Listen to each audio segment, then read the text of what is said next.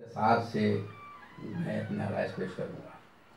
اور دوسری وجہ اس ربائی کو اپنی گفتگو کا سرنامہ بنانے کی سفیر اعظم ہیں. گفتگو ابتدا سے نظم میں ہو رہی ہے اور انتہا تک نظم ہی میں چلے گی. میں نے چاہا کہ میں بھی نظم ہی کے سہارے اس میں داخل ہو جاؤں. یہ ربائی 700 سال سے آزاد خانوں کی زینت بنی ہوئی ہے، اور جب تک یہ ربائی رہے گی خواجہ اجمیری کا نام زندہ رہے گا، اور خواجہ اجمیری کا نام اس وقت تک باقی رہے گا جب تک کائنات میں یا حسین باقی ہے، اور یا حسین اس وقت تک باقی رہے گا جب تک کائنات میں اللہ اکبر کی گونج جاری ہے. خدا جانے خواجہ اجمیری نے کس خلوص سے یہ 4 مصرے کہہ دیے. یہ فیض حسین کا ہے، یہ کرم حسین کا ہے، یہ عطا حسین کی ہے. اگر ہم خلوص سے ایک قدم حسین کی طرف بڑھتے ہیں تو وہ 10 قدم آگے آ کر ہمیں سینے سے لگا لیتے ہیں، اگرچہ کہ وہ حر جیسا ہی کیوں نہ ہو. ان 4 مصروں میں حسین کی منقبت بھی ہے، کربلا کی تاریخ بھی ہے، اور سقیفہ سے چلنے والی خلافت کی اسلام دشمنی کا تجزیہ بھی ہے. شعر شاعر کی تخلیق ہے، اس میں شاعر کا خیال ہے، عقیدہ ہے، ایمان ہے، طرز معاشرت ہے، جذبہ ہے. شعر حقیقت میں شاعر کی فکر ہے اور اس کا احساس ہے، اور شعر کے حقیقی معنی سمجھنے کے لیے شاعر کا بیک گراؤنڈ جاننا ضروری ہے. خواجہ اجمیری کے تعلق سے ایک ہی جملہ کہہ کے میں شعر پر آ جاؤں، ان کی ربائی پر، کہ خواجہ اجمیری ان صوفی مسلک اولیاء اللہ میں سے ہیں جنہوں نے درویشانہ زندگی کی اور مومن رہے. صوفی مسلک میں وہ انسان جو تقوی کی انتہا پر ہو، عبادت کی انتہا پر ہو، شجاعت کی انتہا پر ہو، انسانی کمالات کی انتہا پر ہو، اسے شاہ کہتے ہیں. شاہ ولی اللہ، شاہ نعمت اللہ، شاہ چراغ. تو وہ انسان جو کمالات و فضائل میں خدا نما ہو اسے ولی کہتے ہیں، اسے شاہ کہتے ہیں. تو شاہ صاحب نے، خواجہ اجمیری نے امام حسین کو کہہ دیا شاہ ہست حسین، حسین شاہ ہے. یعنی وہ انسانی کمالات کی اس منزل پر ہیں کہ اس سے آگے کا تصور ناممکن ہے. مگر حسین کے لیے کہہ کے وہ مطمئن نظر نہیں آتے. اس لیے نظر نہیں آتے کہ کسی شاہ نے ظلم کی کلائی ایسے نہیں مروڑی جیسے حسین نے مروڑ دی. کسی شاہ نے ظالم و جابر شہنشاہ کے تخت کو ایسے نہیں روند ڈالا جیسے حسین نے روند ڈالا. اور کسی شاہ نے خلافت و ملوکیت کو اتنا ذلیل و رسوا نہیں کیا جتنا حسین نے ذلیل کیا. درود پہ محمد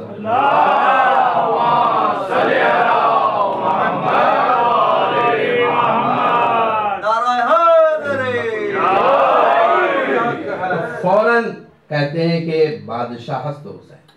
تو کیا بادشاہ کہنے سے حسین کی عظمت میں اضافہ ہو جائے گا؟ نہیں نہیں نہیں، قطعاً نہیں. اسے یاد رکھیے، آج سے 700 سال پہلے صرف بادشاہتی ہوتی تھی، اور بادشاہ اپنے زمانے کا، اپنے علاقے کا سب سے صاحب اقتدار، سب سے باشرف، سب سے عزت والا ہوتا تھا، اور سب سے بے نیاز ہوتا تھا، سب سے زیادہ عزت، سب سے زیادہ شرف، اور سب سے بے نیاز۔ یہ بتانا چاہتے تھے کہ دیکھو ایسا نہ سمجھنا کربلا میں حسین بھوکے اور پیاسے تھے، انہیں بیچار و لاچار نہ سمجھنا، حسین بادشاہ ہیں، اور بادشاہ کی عظمت کے کچھ معیار ہیں۔ بادشاہ کی عظمت کا پہلا معیار یہ ہے کہ اس کی حکومت کا علاقہ کتنا وسیع ہے۔ اگر فرض کیجئے یہاں پر حکومت بادشاہت ہوتی تو ٹیکسس کا بادشاہ ہیوسٹن کے بادشاہ سے بڑا بادشاہ تصور کیا جائے گا، کیونکہ اس کا ایریا بڑا ہے، اور امریکہ کا بادشاہ ٹیکسس کے بادشاہ سے بڑا۔ اب حسین کی بادشاہت کتنے علاقے پر ہے؟ دیکھیے کہاں کہاں پر فرش عذاب بچھ رہا ہے، کہاں کہاں پر عباس کا پرچم لہرا رہا ہے، کہاں کہاں پر یا حسین کی آواز آ رہی ہے، کہاں کہاں سے یزید پر لعنت بھیجی جا رہی ہے۔ یہ حسین کی حکومت کے حدود ہیں، مشرق سے لے کر مغرب تک، شمال سے لے کر جنوب تک، ایک دیہات بھی آپ کو ایسا نہیں ملے گا جہاں پر حسین کا تذکرہ نہ ہو۔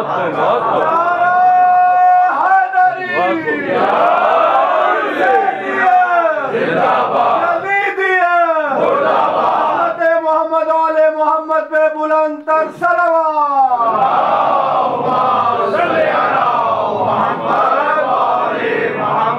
بادشاہ کی عظمت ناپنے کا دوسرا معیار اس کی حکومت کا زمانہ ہے۔ جس نے 20 سال حکومت کی وہ 10 سال حکومت کرنے والے بادشاہ سے بڑا بادشاہ تصور کیا جائے گا۔ اب حسین کی حکومت کب سے چل رہی ہے؟ سن 61 ہجری سے۔ حسین سروں پر حکومت نہیں کر رہے ہیں، حسین دلوں پر حکومت کر رہے ہیں، اور قیامت تک حسین کی حکومت ہوگی۔ تو اتنا بڑا بادشاہ کوئی ہو تو بتائے۔ اور بادشاہ کی عظمت کا معیار ناپنے کا ایک اور طریقہ معیار اس کا خزانہ ہے۔ جتنا بڑا خزانہ ہوگا اتنا بڑا بادشاہ ہوگا۔ یہ حسین کے نام پر جو دولت لٹائی جا رہی ہے یہ حسین کا خزانہ ہے۔ اتنا بڑا خزانہ کسی کا نہیں ہے۔ یہ خزانہ سن 61 ہجری سے چل رہا ہے آج تک، اور آج سے قیامت تک جتنی دولت حسین کے نام پہ دی جائے گی یہ حسین کا خزانہ ہے۔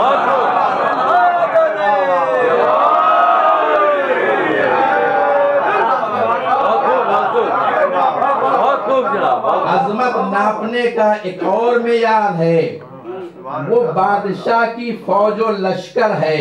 حسین کا لشکر دیکھنا ہو تو روز عاشور دیکھنا۔ یہ جو حسین کرتے ہوئے آتے ہیں یہ حسین کا لشکر ہے، یہ حسین کے فوجی ہیں، اور یہ وہ فوجی ہیں جو آج ڈیوٹی پر ہیں اور جو قبروں میں سو رہے ہیں۔ یہ ریٹائرڈ فوجی ہیں، اور قیامت تک آنے والے یہ اس فوج میں بھرتی ہونے والے ہیں۔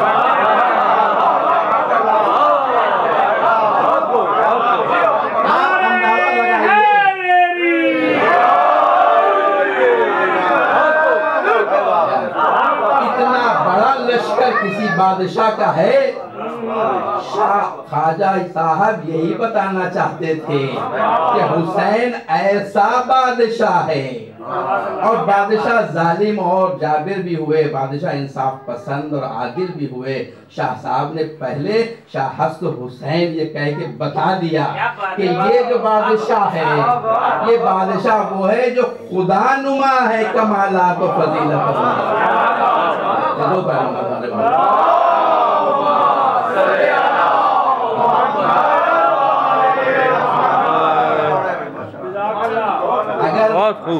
اگر خواجہ صاحب یہیں پر رک جاتے تو دنیا پسند دنیا پرست لوگوں کو یہ غلط فہمی ہو جاتی کہ دنیا ہی سب کچھ ہے۔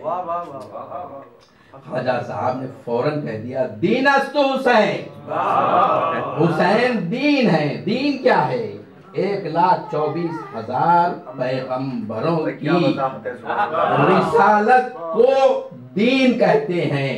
تو دین است حسین یعنی حسین 1,24,000 پیغمبروں کی زحمت کو مجسم کر کے دیکھو تو حسین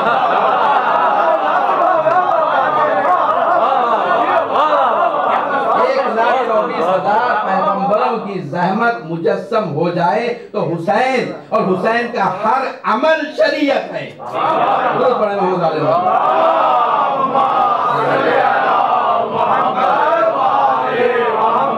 یہی نہیں کہ حسین دین ہے، دین پناہ است حسین، حسین نے دین کو پناہ دی ہے۔ یہ در در بھٹکتا ہوا دین رسول اللہ کے بعد اگر حسین کربلا میں نہ تھے اور حسین اپنے گھر کو لٹا کر دین کو پناہ نہ دیتے تو آج دین پناہ میں نہ رہتا۔ تو حسین کی پناہ میں دین ہے، اور آج بھی دین کی نشر و اشاعت حسین ہی کی مجلسوں کے ذریعے ہو رہی ہے، عباس ہی کے پرچم کے تلے اسلام کی نشر و اشاعت ہو رہی ہے۔ اگر آج اسلام بچا ہوا ہے تو حسین ہی کی وجہ سے ہے۔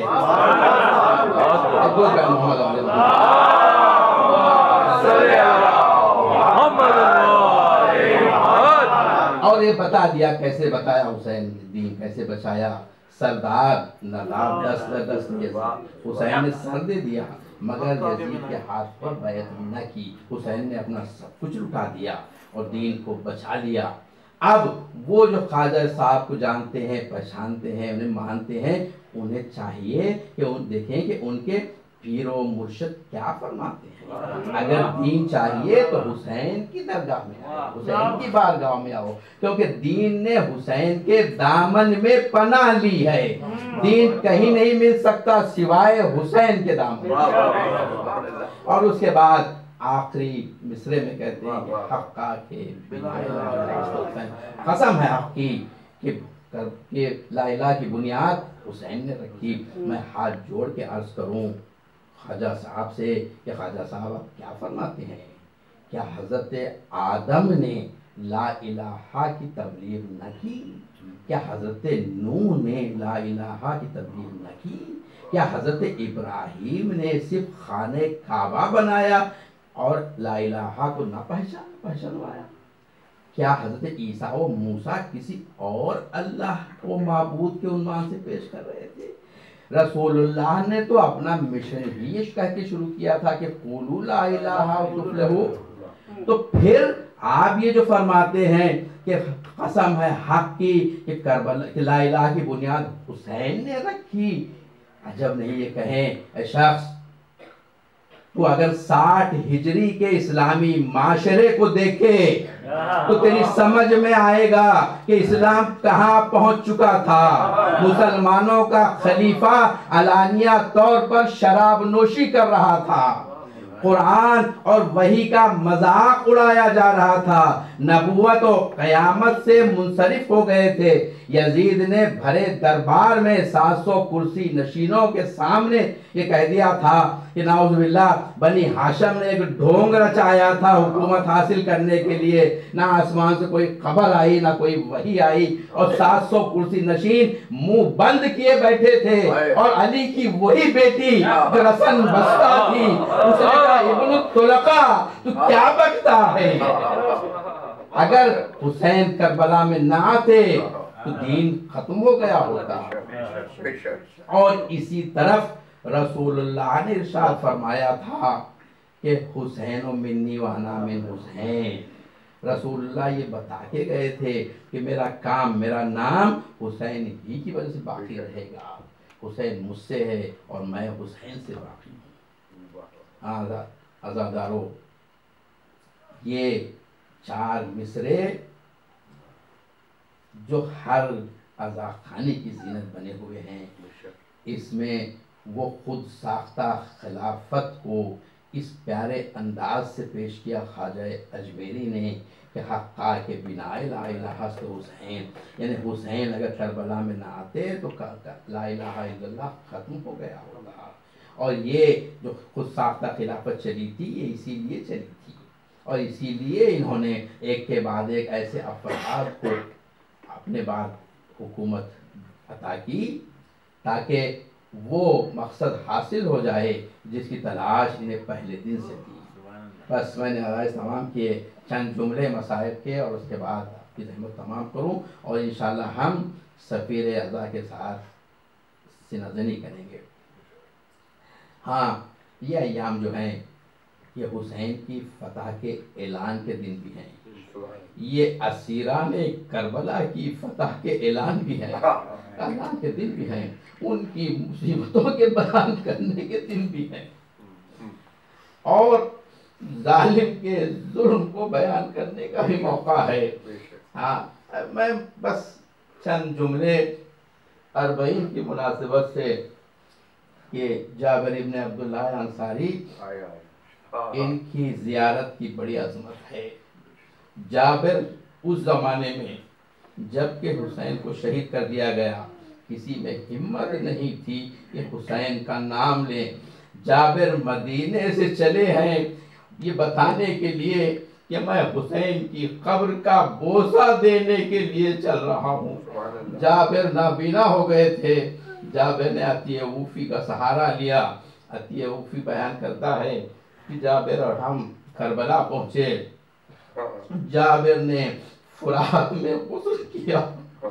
میں کہوں گا جابر تم بہت خوش قسمت ہو، کچھ دن پہلے اسی فرات کے کنارے حسین علی اصغر کے لیے ایک چلو پانی مانگ رہے تھے، اور جب جابر نے لباس بدلا اور اس کے بعد ان کی زبان پر تسبیح تھی۔ عطیہ کہتے ہیں کہ جب قریب پہنچے تو میں نے کہا جابر خبردار، اب احتیاط کرو، یہ وہی جگہ ہے جہاں حسینیوں کا خون بہا ہے۔ اور کہتے ہیں کہ ایک مرتبہ جابر نے کہا کہ عطیہ میرا ہاتھ اب میرے مولا کی قبر پر رکھ دو۔ میں نے ہاتھ پکڑ کر قبر پر ہاتھ رکھ دیا۔ جابر غم و رنج کی تاب نہ لا کر بے ہوش ہو گئے۔ ہائے جابر تم نے حسین کی قبر دیکھی اور بے ہوش ہو گئے، تم نے نہ تو حسین کے کٹے سر کو دیکھا، نہ حسین کے زخمی بدن کو دیکھا، نہ حسین کے جسم پر گھوڑے دوڑتے ہوئے دیکھے، تم نے تو کچھ نہیں دیکھا اور قبر دیکھ کر بے ہوش ہو گئے۔ جابر وہ بہن آ رہی ہے جس نے بھائی کے لیے اپنا سب کچھ چھوڑ دیا تھا۔ جابر بے ہوش ہو گئے۔ عطیہ اوفی کہتا ہے کہ میں نے پانی چھڑکا، انہیں ہوش میں لایا، ایک مرتبہ 3 مرتبہ کہا یا حسین، اور اس کے بعد جب جواب نہ آیا تو کہا کہ کیسے آقا ہو کہ غلام کا جواب نہیں دیتے، اور پھر خود ہی کہنے لگے کہ آقا کیسے جواب دو گے، آپ کی گردن کی رگوں کو کاٹا گیا، آپ کے سر کو جسم سے جدا کیا گیا۔ اور اس کے بعد منقبت پڑھنے لگے تعریف۔ ایک مرتبہ جابر نے نگاہ کی حسین کے دربار میں جو سو رہے تھے، کہا کہ تم حسین کے دربار میں سو رہے ہو، اے حسین پہ فدا ہونے والوں کتنے خوش قسمت ہو، میں گواہی دیتا ہوں کہ تم لوگوں نے جنت خرید لی۔ ابھی یہ کہہ رہے تھے کہ ایک مرتبہ شام کی طرف سے غبار بلند ہوتا ہوا نظر آیا، عطیہ جانا چاہتے تھے، ایک مرتبہ قبر سے آواز آئی کہ جابر میری بہن آ رہی ہے، اگر میں زندہ ہوتا تو اس کے استقبال ہو جاتا، جابر میری نیابت میں استقبال ہو دو۔ جابر اٹھے، اب نابینا ہے، ننگے سر ننگے پیر دوڑنے لگے۔ ایک مرتبہ سواری سے بیمار کی ملاقات ہوئی، بیمار نے کہا جابر یہی جگہ تھی جہاں میرے بھائی علی اکبر کے سینے میں برچی لگی، یہاں قاسم کا لاچا پامال ہوا، یہاں پہ کے بازو قطع کیے گئے، یہاں پر تنہائی میں میرے بابا کے سر کو تن سے جدا کیا لعنت اللہ علیہ بار الہ ذکر طیب قبول کرا آمین